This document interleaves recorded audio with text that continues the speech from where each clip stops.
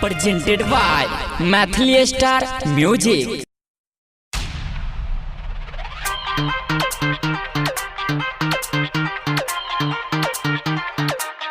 कान छो हमर दिलवा के पिलुआ पड़तोगे छोड़ी DJ Sanjay Samrat Maithili star Gupta music studio कसमा मरार। कान छो हमर दिलवा के पिलुआ पड़तोगे छोड़ी के प्यार केला हमारा से शादी कत केलही शादी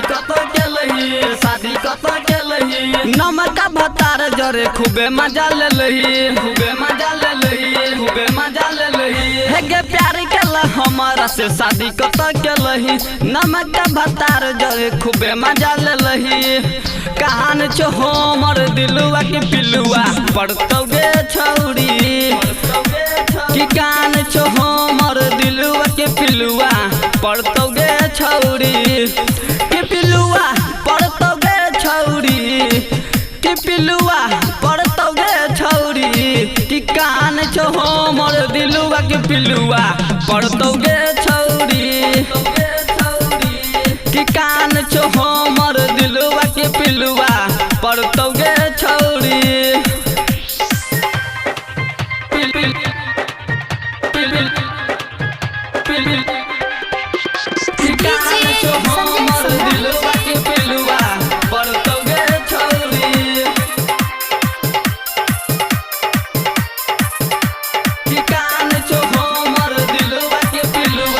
जिंदगी जियान भेले बर्बादी जखन जे केला तू गे दोसरा से शादी जिंदगी जियान भेले बर्बादी जखन जे केला तू गे दोसरा से शादी तोहरे में बसे छले हमर प्राण गे तोरे दली सपना सोचल अरमान गे बात सुन हे गए बिलुआ के पिलुआ पड़तोगे छौड़ी बात हम सुन गे बुलुआ के पिलुआ पड़तोगे छौड़ी